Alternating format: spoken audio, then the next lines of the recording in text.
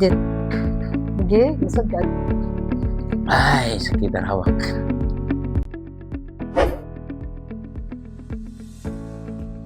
Ang among pastor is humble kayo niya. Masinabtunon bitaw siya sa tanan. Dako og pagtuo. Si Pastor Suloy, maayo, walay negative nga gawas sa iyang baba, maong unsay imong ikasuggest. Always yes, basta maayo lang, makaayos sa tanan.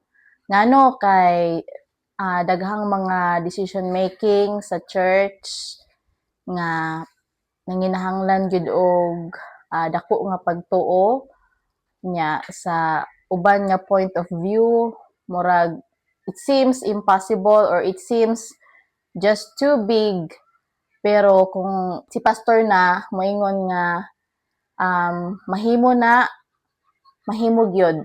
Buotan gyud among pastor sa ako alang nga pagkuan sa iya ha, buotan gyud among pastor.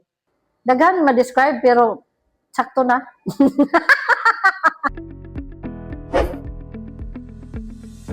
Pagdasig sa mga tao nga kanunay jud ta magbasa sa Bible, kada wali sa mga pastor diri sa atong simbahan, mamatgon sa mga tao nga dili ta matampawa sa kadautan. Kay sabong sa Biblia nga ang Ginoo mobalik sa sama sa kawatan.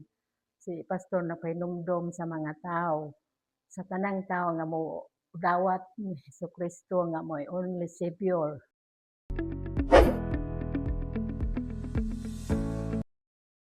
Akong prayer ni pastor og sa iyang pamilya, mayong panlawas og tagaan pa sila og taas nga mga katuigan, daghang katuigan nihatag sa Ginoo nga makapadayon sa pag serve sa Ginoo og pag-lead pud sa church. Ang akong kanang pag-ampo sa among pastor nga tagaan pa siya og kanang kalig-on kanunay sa iyang panglawas nya more blessing jud sa iyang family kay daghan pa kay siya mga plano nga mo spread pa gyud siya sa gospel. Good health, kay health jud ang pinaka-importante.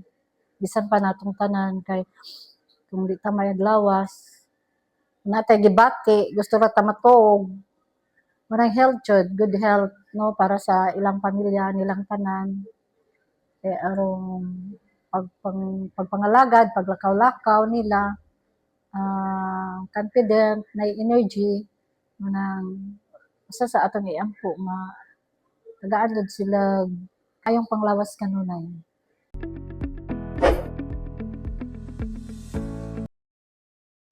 Ang kalainan nga nakita sa akong kinabuhi sa ilang pag-ministry ni Pastor Suloy is sa pagkaroon malipayon ko na ang alagad sa Ginoo. Uban sab sa akong mga anak, nakita sa anak ko na sila sa simbahan ang alagad sa Ginoo, uban sa akong mga apo. So salamat ta nga natay pastor nga inani niya mission minded niya sentro gud sa mga bulaton sa Ginoo. Bisan sa iyang pangidaron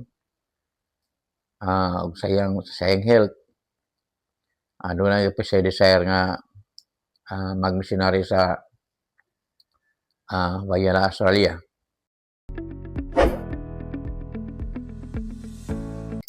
Salamat ko sa tanang pastor, labi na ni Pastor Suloy nga mao'y gigamit sa Ginoo nga giya dinhi sa atong alegria nga malig-on ta. Ako og mga membro hinaot nga magpadayon ang mga membro ng simba labi na tong backslider nga hikapon sa Ginoo nga mao po ni giawhag ni Pastor Suloy nga mobalik.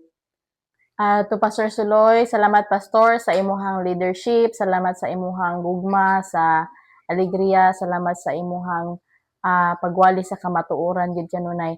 To Pastor Dave, salamat sa pastor sa imuhang kaisog sa pagwali, ma-reminded mi kanunay sa pulong sa Ginoo as well sa pag-lead sa mga young people nya. To Ma'am Milda and Ma'am Joanne, salamat ninyo ma'am sa inyong support sa atong pastor, and ni Papa ni Pastor Bilyong, Salamat sad sa imuhang kanunay nga pag-back up sa pag-support sa ministry ug sa imong gugma sab sa ministry ug ni Brad Sammy isab nga yan naga-support kanunay back up sa pagwali Bible study soul winning. Salamat po Brad.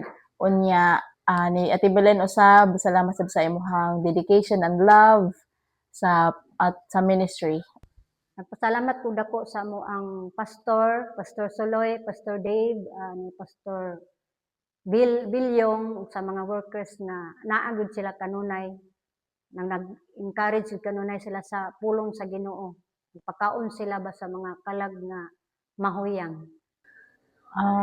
Usa sa akong pasalamatan ang ilang presensya naa kanunay bisan pa kitang mga membro mga absinusta pero sila sa akong nakita di gyud kakita nga hing absent sila basin gihilantan giubo di ba mo na akong observe no nga ang atong buluhaton diha sa church kanang gapadayon kanunay.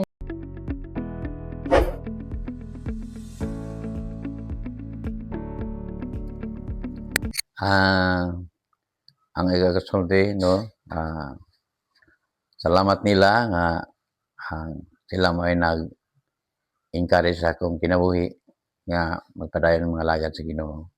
Ug karon nangalagan ako sa Ginoo uban sa akong mga pamilya, mga anak. Nya karon anak ko sa ministry as missionary in Sibilya. So akong pagampo na gracias sa Ginoo may establisar ang simbahan sa Sibilya na magpadayon magwali sa mayang balita itong lugar sa Sibilya. Buntag to Pastor Suloy and Pastor Dave, salamat sa pag-apil kanako ug sa akong pamilya sa inyong mga pag-ampo. Salamat usab sa pagtudlo kanamo sa insakto gayud nga doktrina. May God bless your family more. Happy Pastor's Appreciation Sunday. And I will give you pastors according to mine heart, which shall feed you with knowledge and understanding. Jeremiah 3:15, KJV.